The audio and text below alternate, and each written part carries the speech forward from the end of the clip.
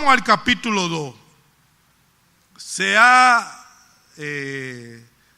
tratado y se han dicho muchas cosas de este capítulo. Todos sabemos las historias. Entonces, lo que yo voy a hacer es dar un repaso, enfatizando algunos puntos que me parecen interesantes. Cada uno de ustedes puede también decir algo. Una nota importante, que del versículo 4, que creo que se ha dicho, fíjense cómo dice el versículo 4. Entonces hablaron los caldeos al rey en lengua aramea. 2 puntos. Rey, para siempre vive, di el sueño a tu siervo y te mostraremos la interpretación. Desde ese punto hasta el capítulo 7, verso 28,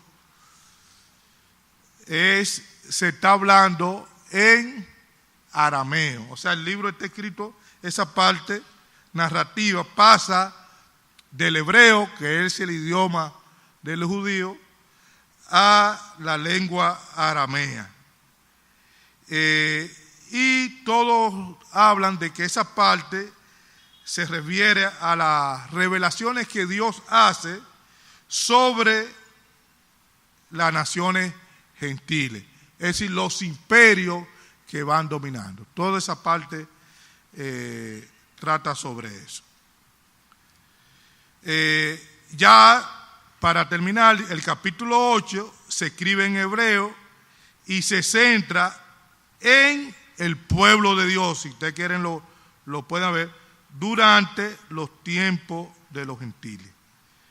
Y ahí, en ese capítulo 8, predice los acontecimientos que incluyeron el segundo y el tercer imperio mundial. ¿Alguna pregunta, algún comentario sobre esta parte? O sea, esto, a partir de ese versículo, ustedes ven cómo lo dice claramente, le habla que hablaron en lengua aramea, que muchos dicen que fue el idioma que habló el Señor. Bien, entonces, otros comentarios, sí.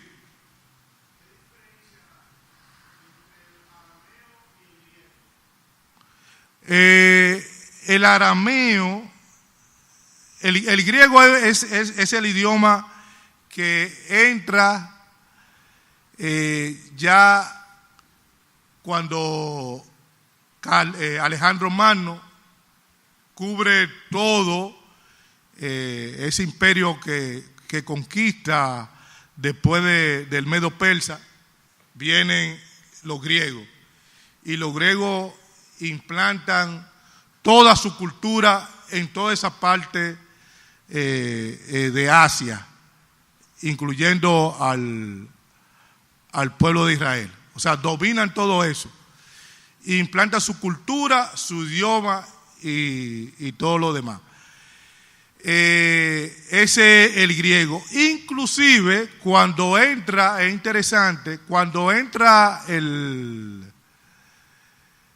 imperio romano, que es que conquista al imperio griego, el imperio romano no impone su cultura, su idioma, y se sigue hablando griego. Recuerden que nuestro Señor nació bajo ¿qué imperio?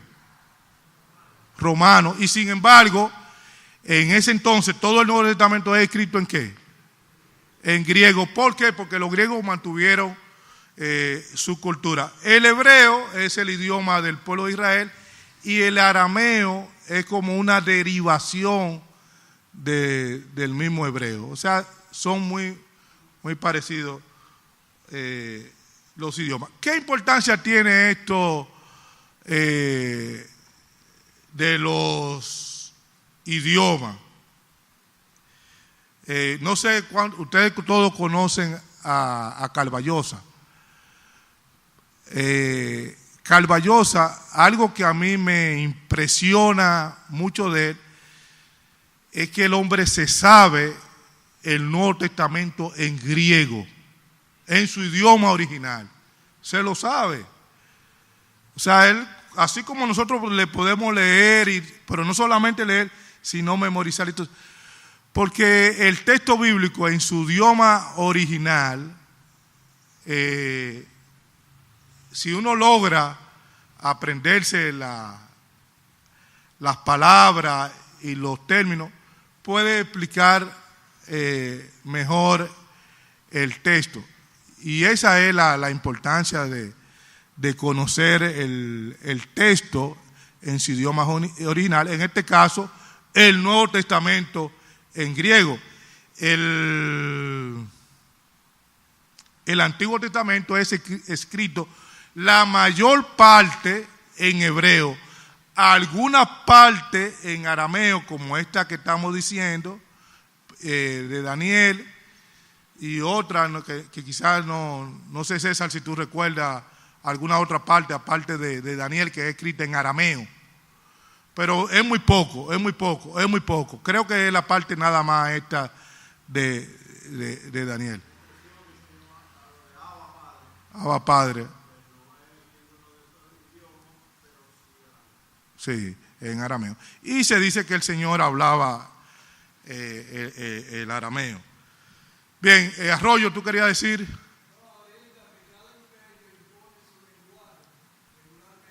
Uh-huh.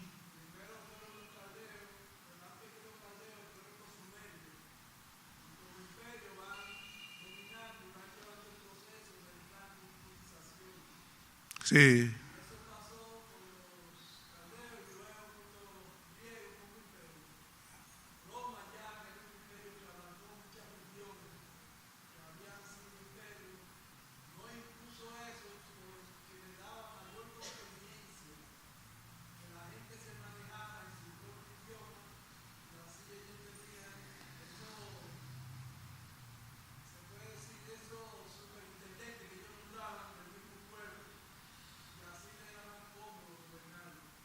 Sí, sí, se usó mucho también en las regiones del Señor y todo eso.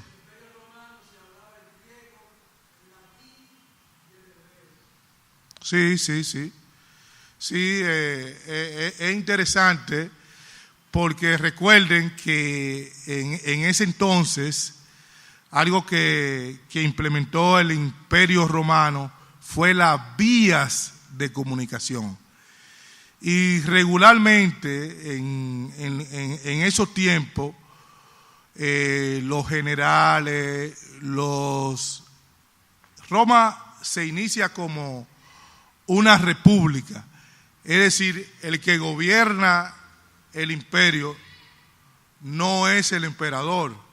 Llegó a momentos a que sí fue el emperador, pero regularmente era el Senado. Cuando se daban situaciones, porque esos emperadores siempre estaban tratando de conquistar más tierra para dársela a sus generales, nombrarlo y todo eso.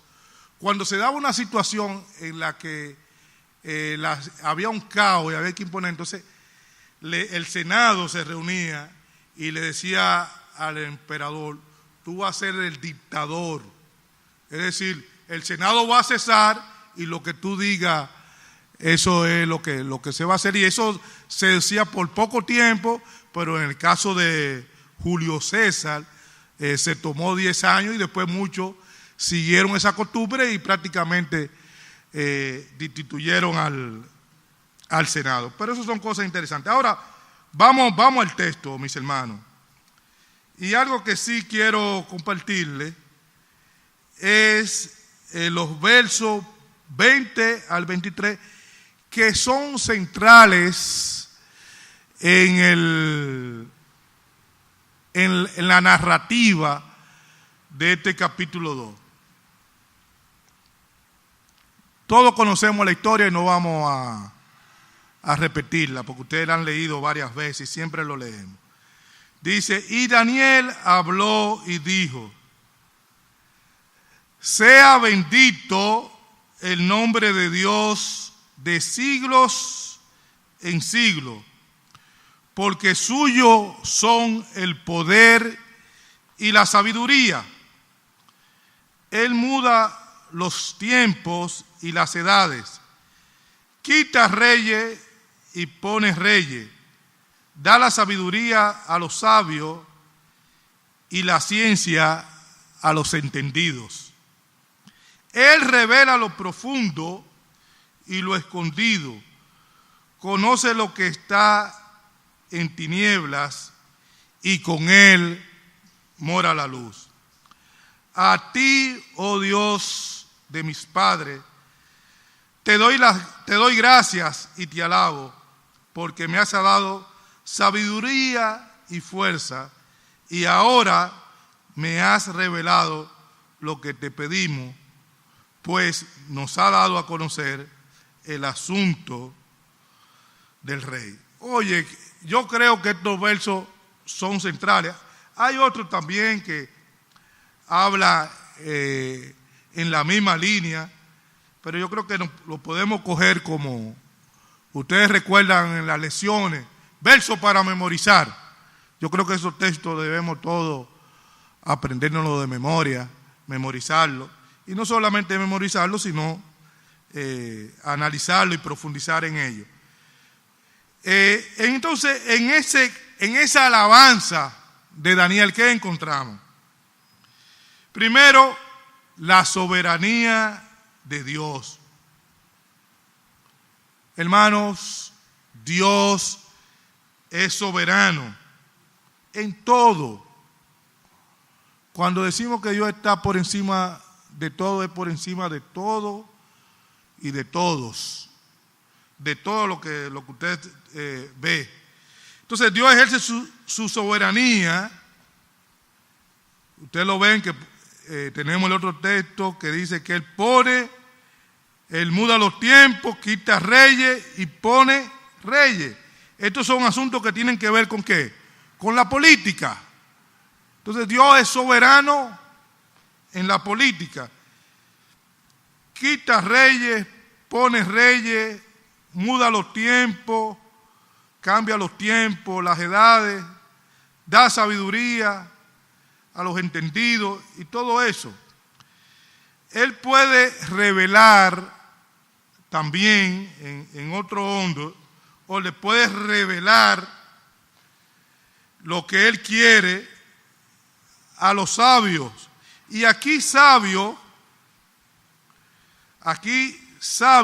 no es aquel que tiene mucho conocimiento, sino que, como dice la palabra, el principio de la sabiduría es el temor a Jehová. Es una sabiduría que tiene que ver con lo que Dios ha revelado, con lo que Dios quiere, no asunto académico. Entonces, este punto yo creo que vale la pena resaltar. Y revela algo que nosotros tenemos que tener en cuenta cuando oramos. Daniel pudo alabar, orar a Dios en muchos otros capítulos. Por ejemplo, en el capítulo 9 encontramos una oración de Daniel en donde él revela que él conoce al Dios al cual estaba orando. La pregunta es, ¿conocemos nosotros al Dios al cual oramos, al cual le pedimos las cosas? Porque a veces cuando pedimos cosas que no son conforme a la voluntad de Dios es porque no conocemos. Entonces tenemos que conocer al Dios a que oramos. Pregunta y comentarios que ustedes tengan sobre este capítulo 2. Hay unos datos que son muy interesantes y que vale la pena también analizar, que tienen que ver con los imperios que se ha dicho. Pero quiero ver algunas inquietudes, algunos comentarios.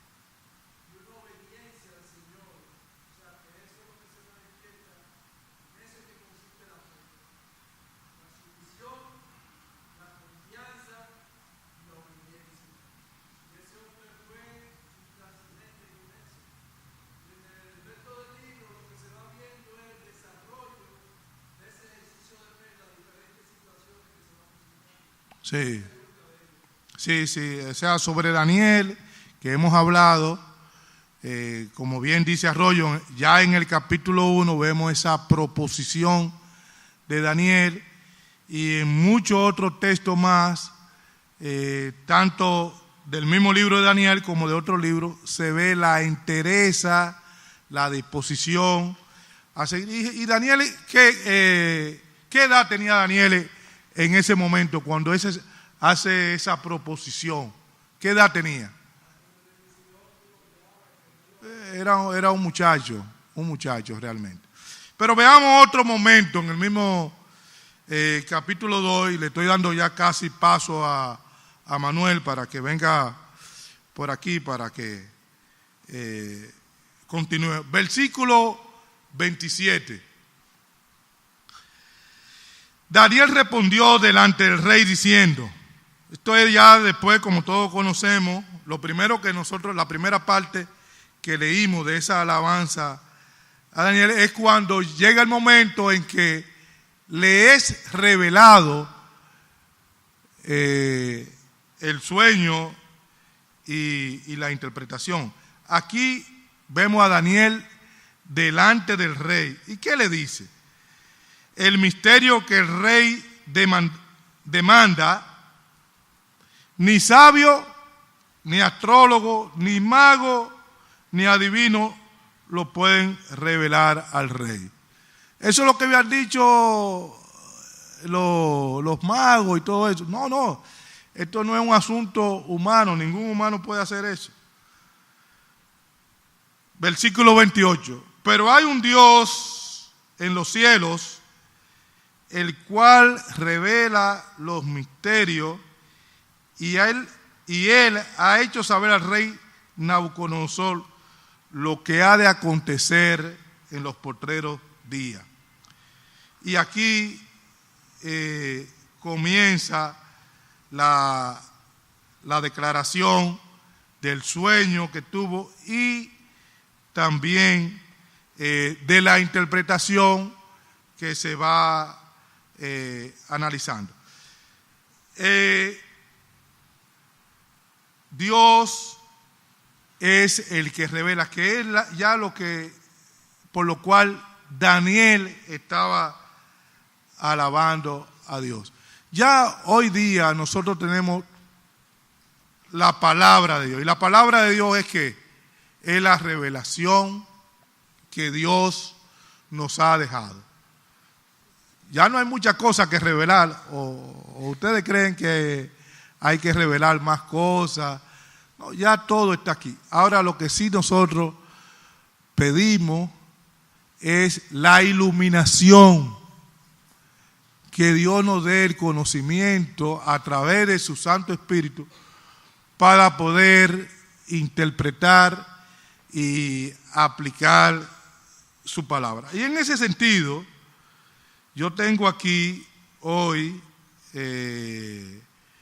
una meditación que tiene que ver con estos textos que hemos leído de Daniel. Que es una reflexión que yo creo que muchos de ustedes que reciben sus devocionales lo tienen. Yo quise traerla porque precisamente es sobre ese versículo que hemos leído, el 20, donde Daniel alaba al Señor. Dice, Daniel tenía una fe inquebrantable, en la línea de lo que hablaba nuestro hermano Arroyo. Su confianza en el Señor lo sostuvo cuando fue sacado de su patria, hecho cautivo y enviado a un país extranjero, como nosotros hemos hablado. Y hoy día se está hablando mucho de ese tema de la migración, ¿no? Conocer a Dios y confiar en Él son los dos elementos clave de la fe profunda. Daniel, que era miembro de la nobleza israelita, conoció al Señor desde temprana edad. Mientras estuvo cautivo, sus palabras y sus acciones demostraban que conocía las Sagradas Escrituras y que quería obedecer a Dios. Cuando le sirvieron una comida que había sido sacrificada a los ídolos, se arriesgó mucho al pedir que le dieran otro alimento. Dios hizo que se ganara la buena voluntad del oficial. Dios está en todo, ¿eh? No crean que Dios está aparte y que Dios es ajeno a lo que está pasando en nuestro medio. No, Dios tiene control de todo. Pero Daniel no solo conocía las Escrituras, sino que también confiaba en que Dios haría lo que había prometido. Cada vez que Daniel tomaba una postura piadosa, estaba demostrando su confianza en el Padre Celestial, y también sus amigos Sadrach, Mesach y Abednego tenían una fe firme. No sabían con certeza si el Señor los libraría del horno de fuego, pero confiaron en que Él haría lo correcto. Entre la barrera para tener una fe inquebrantable están el orgullo. Esa parte no reconoceré que necesito la ayuda de Dios. Eso no pasa mucho. La arrogancia, sé cómo hacerlo, no tengo que preguntarle a Dios. Y la autosuficiencia, puedo hacerlo sin su ayuda. La pregunta, ¿cuáles de estas barreras le están impidiendo ser una persona de fe inquebrantable? Confiésela sinceramente y vuélvase al Señor. Que el Señor nos ayude a quitar de nuestra vida todas aquellas barreras que nos permiten tener una fe inquebrantable, y fortaleza para no temer y valor para andar cuando nos enfrentemos a la adversidad, sabiendo que los caminos del Señor solo son los que nos llevan a una victoria, y no necesariamente una victoria aquí, porque aquí estamos de paso por un tiempo, sino sabiendo que el Señor no tiene algo mejor, como encontramos en ese capítulo 11 de los Hebreos. Invitamos a nuestro Manuel Medina para que siga ya con esta última parte.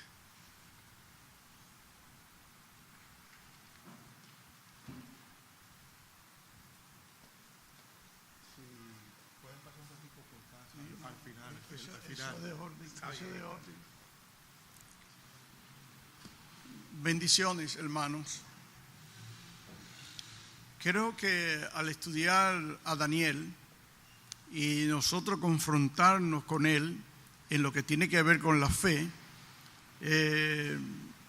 deben surgir muchos cuestionamientos a nuestras vidas en cuanto a lo que es la fe. Ustedes recuerdan que el Señor Jesús mismo dijo: si para estos tiempos hallaría fe en la tierra. El Señor, hablando para estos tiempos que nos ha tocado vivir, que sin duda alguna estamos viviendo los últimos tiempos. Todo lo que Daniel, prácticamente, todo lo que Daniel ha señalado en su libro, en su profecía, aún al final de su libro, vamos a ver solamente para señalar esto.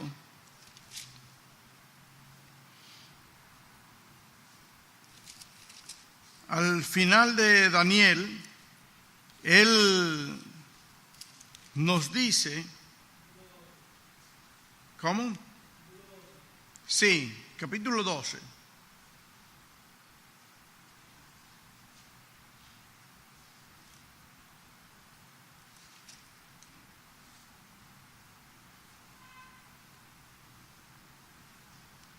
El pasaje que estoy buscando del capítulo 12 es donde él refiere lo que señaló el hermano Pablo de la migración, de no solo la migración por necesidad, la migración por asuntos políticos, pero la migración por placer, donde él dice que los hombres estarían de aquí para allá y de allá para acá en lo que refiere asunto del capítulo 12. Verso 3. Los entendidos resplandecerán como el resplandor del firmamento, y lo que enseñan la justicia a la multitud como las estrellas a perpetua eternidad. Pero tú, Daniel, cierra las palabras y sella el libro hasta el tiempo del fin. Muchos correrán de aquí para allá y la ciencia se aumentará.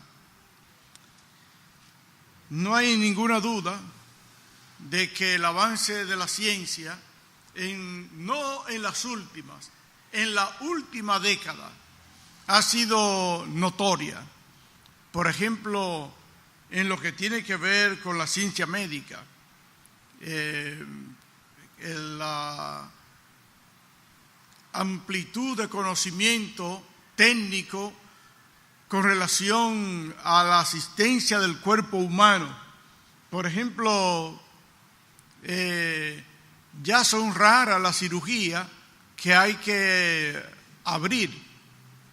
Ahora la cirugía introduce una lamparita en el cuerpo y por medio de esa lamparita también introducen bisturí, introducen tijera, y la persona con un puntico que le hacen solamente le practican cualquier tipo de cirugía que se requiera. Es increíble el avance de la ciencia en ese aspecto. Pero, ¿qué decir en cuanto al armamentismo? A los equipos de guerra. ¿Qué decir en cuanto ustedes oyeron ahora mismo que hay una protesta con relación a un celular P20? ¿Han oído hablar de ese celular? P20 es, P19, algo así, que por ejemplo en Francia se está prohibiendo la venta de ese celular, porque por ese celular las personas no saben que pueden ser investigados, monitoreados. Entonces, en la ciencia política, ya lo que tiene que ver con, ¿cómo le llaman a estas personas que se introducen para investigar, para espía? Ya no es necesario que una persona vaya a espionar a ningún lugar. Por medio de esta técnica de celulares se oyen todas las conversaciones y le dan seguimiento a todos los movimientos económicos que usted tenga, etcétera, etcétera, etcétera. ¿Dónde ha llegado la ciencia? Entonces aquí se nos dice que la ciencia se aumentará. Todos estos viajes que se hacen a Marte y a la Luna implican una serie de avances científicos que para nosotros van saliendo a cuentagota, pero los estados desarrollados están al tanto de todas estas cosas y ya la van dando cuando la cosa está avanzada. Y con relación a los viajes de las personas, un crucero, ¿saben hasta cuántas personas pueden tener? Los cruceros ahora son ciudades grandes y en un barco de eso pueden haber 40,000, 60,000 personas. ¿Pueden imaginarse eso? Y esto tiene que ver todo con el asunto del avance de la ciencia. ¿Han escuchado ustedes que en Israel, que otro país ahora también, los taxis no tienen conductores? Usted pide un taxi y le mandan un taxi, y el taxi no tiene una persona que lo guíe, está guiado a control remoto. ¿Han oído hablar de estos aparaticos que por el aire ¿cómo se llaman? Drones. Le llevan mensajes, llevan correspondencia, hacen un sinnúmero de transacciones. El avance de la ciencia es innegable, que estamos viviendo en estos tiempos de que habló el profeta Daniel. Así que es impresionante, no solo a nivel mundial, pero a nivel local, en todos los pueblos, en todas las naciones, cómo la gente se traslada de un lugar a otro. 30 años atrás, 20 años atrás, en nuestro país, el trasladarse de un lugar a otro, por ejemplo, de aquí a Santiago o de aquí a Puerto Plata, eso eran preparativos para un día de viaje. Pero ahora la persona va y viene a esas ciudades hasta más de una vez al día, por diversos medios, tanto terrestres como aéreos. La persona, cuando ahora en Navidad, ¿cuántas personas se están desplazando hacia diferentes ciudades? En Semana Santa, como las líneas de transporte, es una cosa espantosa. Todo esto el Señor lo previó y se lo reveló a Daniel. Y Daniel lo señala muy claro en los tiempos del fin. Por eso quería señalarle este pasaje en el capítulo último de Daniel, cuando él dice: muchos correrán de aquí para allá y la ciencia se aumentará. Hablando con relación a los tiempos finales. Entonces, hermanos, cuán importante es que nosotros tengamos no solo conocimiento para alimentar nuestro conocimiento de estas cosas, sino conocimiento para que produzca en nosotros temblor y temor. Como señalaba el hermano Pablo, el principio de la sabiduría, ¿cuál es? Temor a Dios. Y no debemos confundir el temor con el miedo. Ese temor que nos acerca al Señor, ese temor que nos hace apartar de las cosas desagradables al Señor, de ese temor es que estamos hablando. Un temor que se traduce, se podría traducir en obediencia, en amor, etcétera, etcétera, etcétera. Otro dato que yo quiero señalar es en el capítulo 2. En el verso 20 y 21, donde se nos dice: y Daniel habló y dijo: sea bendito el nombre de Dios de siglos en siglos, porque suyo es el poder y la sabiduría. Él muda los tiempos y las edades, quita reyes y pone reyes, da la sabiduría a los entendidos, da la sabiduría a los sabios y la ciencia a los entendidos. Lo que quiero señalar aquí es que el señalamiento de Daniel, que Dios muda los tiempos. Cuando Daniel expresa esta verdad, ¿qué está considerando Daniel? Daniel está considerando los cambios que en tan poco tiempo él está experimentando, está viviendo. Daniel está pensando en los años de su adolescencia, en los años de su niñez, en su nación, y cómo las cosas han cambiado. Y él ve esta tan rápida, pero él entiende que Dios es quien muda los tiempos. Dios es que permite que ocurran todas estas cosas, ¿Qué yo quiero señalar con esto, hermano? Los políticos piensan que ellos son los que hacen los cambios. Y los hombres de ciencia piensan que ellos son los que introducen los conocimientos de tales cosas. Desconocen que detrás de todas estas cosas está el Señor, que permite que se produzcan esos tiempos.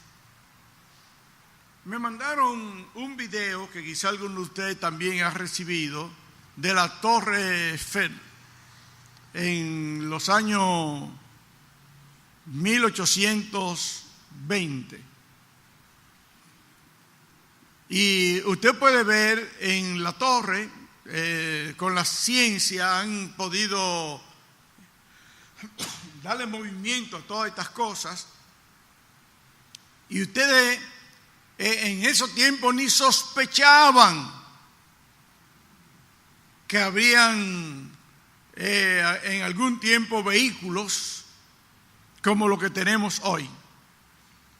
Lo que tenían era, lo más avanzado eran vehículos a vapor, dirigidos a vapor.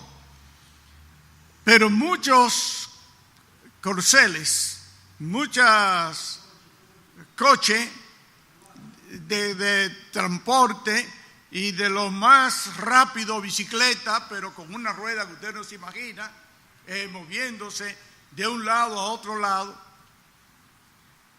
¿Cómo cambian los tiempos? ¿Cómo cambian los tiempos? Entonces, nosotros, los que vivimos la década del 50, cuando no existía el automático, nosotros pudimos ver cómo se encendían los vehículos y cómo se encendían los aviones. ¿Saben cómo se encendían los vehículos para los jóvenes? Con una manigueta por delante, que el chofer afuera le daba vuelta y el vehículo arrancaba y entonces él iba y se montaba en su vehículo. En los años 50 era así. Y un avión, para arrancar, una persona se ponía en la hélice con lo mismo, le daba duro a la hélice, quizá el mismo piloto, y entonces iba y se montaba en el avión. O si no, con un hilo lo alaba, ¿no? Y iba y se montaba en el avión. Así era. ¿Cuántos vieron eso aquí? Lo que vimos eso, entonces tenemos unos años, ¿verdad? Vivimos eso. ¿Cómo era la comunicación telefónica? ¿Cómo era la comunicación telefónica? Que esto ha venido avanzando. La comunicación telefónica era dándole vuelta a una manigueta. ¿No recuerdan eso? Dándole vuelta a una manigueta, usted se comunicaba. Y después vino que usted le daba a los discos, que usted le daba los números en una ruedita. Y entonces, ¿cómo? Había un telegrama también. ¿Cuántos llegaron a poner telegrama? ¿Cómo? Que la clave Morse. Y entonces también estaban los que estudiamos taquigrafía. Yo llegué a estudiar taquigrafía para tomar dictados rápido. Todas esas cosas son cosas del pasado y qué rápido la cosa ha avanzado. Y hoy, desde niño hasta adulto, todos necesitamos un celular y estamos comunicados al instante, que sin inalámbrico, sin necesidad. Se han descubierto que la comunicación está en el aire y los aires están llenos de información y de comunicación que nosotros no vemos. ¿Cómo? Videollamada. Sí. Que eso fue un acontecimiento que por teléfono usted ve la imagen. Yo recuerdo a Corporán en un programa, algo extraordinario, que mire, estoy viendo a fulano por allá. Pero rápidamente eso ha ido creciendo. Y todo eso nos indica, hermano, esto es una parte de la ciencia que yo le estoy señalando, pero la ciencia en todos los sentidos se ha aumentado y seguirá aumentando hasta que el Señor venga. Pero ya esta es una señal de que sin duda alguna estamos viviendo los tiempos del fin. Esto sin señalar la vida pecaminosa del hombre. Cuando el Señor dijo que los padres contra los hijos contra los padres, fíjense en estos tiempos es como una epidemia, hombres matando mujeres por amor, amores que matan, porque la quieren mucho, la matan, y mujeres matando hombres. Los tiempos que estamos viviendo, los tiempos del fin. Quiere decir, hermano, que esto debe servir de un despertar para nosotros. Yo quiero invitarle a que se unan a nosotros en oración, para que el Señor nos ayude como iglesia local a discernir qué es lo prioritario en nuestra vida como iglesia. ¿Qué es lo prioritario en nuestra vida como iglesia? Hacemos muchas cosas, pero ¿qué es lo prioritario en nuestra vida como iglesia? ¿Qué debe prevalecer en nosotros como iglesia? El llamado del Señor: me seréis testigos. Que el Señor nos dé discernimiento para comprender esta verdad y usar los recursos que el Señor ponga por delante nuestro con el objetivo de testificar del Señor. De testificar del Señor. Únanse con nosotros en este sentido en oración. Bien, vamos a concluir nuestro tiempo delante del Señor.